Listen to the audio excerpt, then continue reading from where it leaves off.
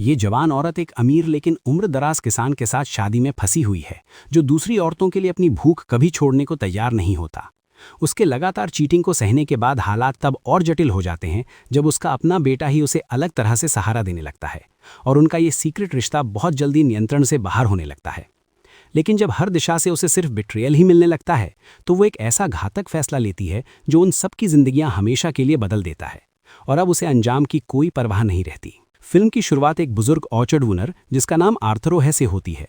हम देखते हैं कि उसके कई फलदार खेत हैं जो अच्छी तरह फल फूल रहे हैं। वो अपने खेत में शांति से काम कर रहा होता है, तभी उसे एक यंग वुमन का फोन आता है। वो बताती है कि वो उसके साथ बिजनेस करना चाहती है, बल्क में फल खरीदना चाहती है और उससे पर्सनली मिलना चाहती है। आर्थरो तुरंत इस अरेंजमेंट के लिए तैयार हो जाता है। इसी बीच उसके घर पर हमें आर्थरो के बेटे फ्लॉय और उसकी जवान पत्नी सीटा से मिलवाया जाता है। जैसे ही सीटा नहाने की तैयारी करती है, फ्लॉय उसे रोकता है और कहता है कि उसे किसी तरह का दर्द हो रहा है और सिर्फ वही उसकी मदद कर सकती है। वो उसके पीछे पीछे बाथरूम में चला जाता है। तभी हमें पता चलता है कि दोनों काफी समय से एक सीक्रेट अफेयर में हैं और इस सब से आर्थरो पूरी तरह अनजान है। उधर पुलिस स्टेशन में ऑफिसर एल्डोई अपने सुपीरियर से मिलता है। उसे बताया जाता है कि विभाग को सूचना मिली है कि आर्थरो अपने ऑर्चर्ड्स में खतरनाक केमिकल्स का इस्तेमाल कर रहा हो सकता है। इसलिए एल्डोई को क्वाइटली आर्थरो पर नजर रखने का काम सौंपा जाता है ताकि इन इलीगल सब्सटेंसेस के सोर्स तक पहुंचा जा सके। उसी समय आर्थरो के घर पर फ्लॉय और सीटा अपने एक और प्राइवेट पल के बाद अलग होते हैं। फ्लॉय सीटा के सामने एक छोटा वायल रखता है और बताता है कि इसमें एक पावरफुल पॉइजन है जो कोई निशान नहीं छोड़ेगा। तभी वो अपना प्लान साझा करता है, आर्थरो को मार देने का। वो कहता है कि जैसे ही आर्थरो खत्म होगा, सारी प्रॉपर्टी सीटा की हो जाएगी और वे दोनों बिना डर के साथ रह सकेंगे। सीटा पहले तो हैरान और हिचकिचाती है क्योंकि उसने कभी सोचा भी नहीं था कि बात यहाँ तक पहुँच जाएगी। लेकिन फ्लॉय लगातार उसे समझाता रहता है, दौलत, आज़ादी और उनके साथ रहने के सपने दिखाता है। आखिर में सीटा गहरे विचारों में डूब जाती है क्योंकि वो जानती है कि उसका फैसला उसकी ज़िंदगी हमेशा के लिए बदल देगा। उस सुबह बाद में आर्थरो घर लौटता है और कैजुअली बताता है कि एक महिला उससे फ्रूट डील करना चाहती है और वो उससे तुरंत मिलने जा रहा है। लेकिन जब वो जाने की तैयारी करता है तब भी सीटा फ्लॉय के प्रस्ताव को लेकर अपने कन्फ्लिक्टेड थॉट्स में खोई रहती है। कुछ ही देर बाद आर्थरो वनेसा नाम की महिला से मिलता है जिसने उसे फ़ोन किया था। जैसे ही वो उसे देखता है, साफ है कि वो उससे प्रभावित हो जाता है। बातचीत के दौरान वो पूछता है कि क्या वो शादीशुदा है। वनेसा बड़े सजेस्टिव अंदाज में जवाब देती है कि वो शादी पर विश्वास नहीं करती। आर्थरो तुरंत समझ जाता है कि वो क्या इशारा कर रही है। हमें पता चलता है कि 50 की उम्र पार करने के बावजूद आर्थरो अब भी मौके मिलते ही अपनी इच्छाओं के पीछे भागता है। वनेसा उसकी नीयत से पूरी तरह वाकिफ लगती है, लेकिन उन्हें ये नहीं पता कि ऑफिसर एल्डोई पास ही बैठा उनकी बातचीत सुन रहा है और उन पर नजर रख रहा है।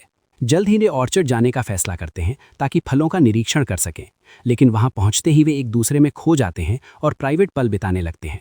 एल्डोई उनका पीछा करते हुए सब पर नजर रखता है। घंटों बीत जाते हैं और जब आर्थरो घर नहीं लौटता तो सीटा उसे फ़ोन करती है। वो कैजुअली कहता है कि ऑर्चर्ड में बहुत काम है और वो आज रात घर नहीं आएगा, लेकिन सीटा आश्वस्त नहीं होती। वो अपने पति को अच्छी तरह जानती है और अंदर से समझती है कि वो काम में नहीं किसी और के साथ व्यस्त है। फ्लॉय हालात और बिगाड़ देता है, बार बार कहता है कि आर्थरो ज़रूर किसी और औरत के साथ है। अगली सुबह वनेसा अब भी ऑर्चर्ड में है। आर्थरो अपना अतीत बताता है। उसकी पहली पत्नी की एक छोटी बीमारी के कारण मौत हो गई थी और वो फ्लॉय को अकेले पालता रहा। बाद में उसने सीटा से शादी की जो उससे काफ़ी छोटी है ताकि घर संभालने में मदद मिल सके। लेकिन बात यहीं ख़त्म नहीं होती। आर्थरो फिर से अपनी इच्छाओं के आगे हार जाता है और वे फिर से समय साथ बिताते हैं। एल्डोई अब भी हर हरकत पर नज़र रखे हुए हैं। जब आर्थरो घर लौटता है तो वो लगभग सीटा और फ्लॉय को पकड़ ही लेता है, लेकिन सीटा गाड़ी की आवाज़ सुनकर तुरंत संभल कर बाथरूम से बाहर निकल आती है। आर्थरो अंदर आता है तो सब सामान्य दिखता है।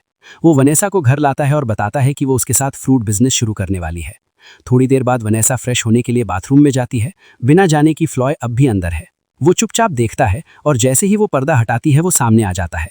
लेकिन हंगामा करने की बजाय माहौल एक अलग दिशा में मुड़ जाता है और दोनों के बीच एक और प्राइवेट पल बन जाता है।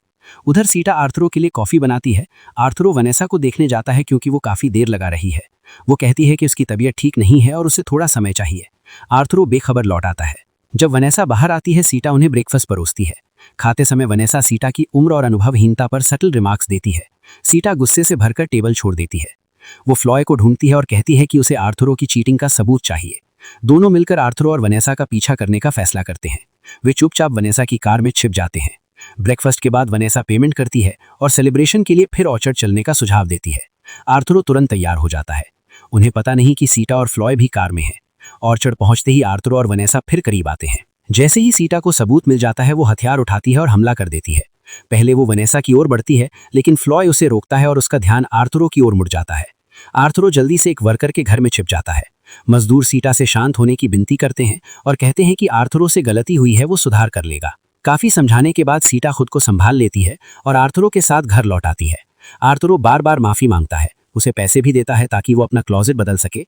आखिरकार सीटा ऊपर से उसे माफ करती हुई दिखती है। लेकिन उसी समय ऑफिसर एल्डोई फ्लॉय और वनेसा को एक होटल में साथ पकड़ लेता है। हमें पता चलता है कि वनेसा असल में वो नहीं है जो वो होने का दावा करती थी। वो मनी लॉन्ड्रिंग स्कैंडल में शामिल थी। ऑफिसर बताता है कि वे काफी समय से उसका पीछा कर रहे थे और अब आखिरकार उसे पकड़ लिया है। उधर सीटा आर्थुरो को कॉल करती है, लेकिन फोन सीटा उठाती है और बताती है कि आर्थुरो को हार्ट अटैक आया और वो मर गया। फ्लॉय और वनेसा तुरंत घर पहुंचते हैं। वनेसा घबरा जाती है और पानी मांगती है। फ्लॉय उसे पानी देता है। वो पहले पीती है, फिर फ्लॉय भी पीता है। लेकिन जैसे ही फ्लॉय केक का टुकड़ा खाता है, दोनों की तबीयत बिगड़ने लगती है। सीटा ने पानी और केक दोनों में जहर मिला दिया था। सीटा ने तय कर लिया था कि जो भी उसे दर्द देगा वो सबको खत्म कर देगी। आर्थुरो, जिसने वनेसा के साथ उसे धोखा दिया, फ्लॉय, जिसने अपने पिता और वनेसा दोनों के साथ उसे बिट्रे किया, और वनेसा, जिसने उसकी नजरों में उसका घर तबाह कर दिया। अंत में सीटा तीनों को एक ही बेड पर लिटाती है, अपना सामान उठाती है और चली जाती है। कुछ घंटों बाद पड़ोसी पुलिस को बुलाते हैं और होमिसाइड की जांच शुरू होती है। लेकिन ऑफिसर एल्डोई सच जानता है। वो समझता है कि तीनों मौतों के पीछे सीटा ही है, लेकिन वो कुछ नहीं कहता, क्योंकि वो जानता है कि उसने ऐसा क्यों किया। फिल्म के अंत में वो सीटा को अपनी कार में लिफ्ट देता है और हमें सोचने पर मजबूर कर देता है कि आगे उनकी जिंदगी कैसी होगी। और ये थी फिल्म सीटा का एक्सप्लेनेशन। अगर आपको ये वीडियो पसंद आया हो तो लाइक करना ना भूलें, चैनल को सब्सक्राइब करें और कमेंट भी जरूर करें। थैंक्स फॉर वॉचिंग और मिलते हैं अगली वीडियो में।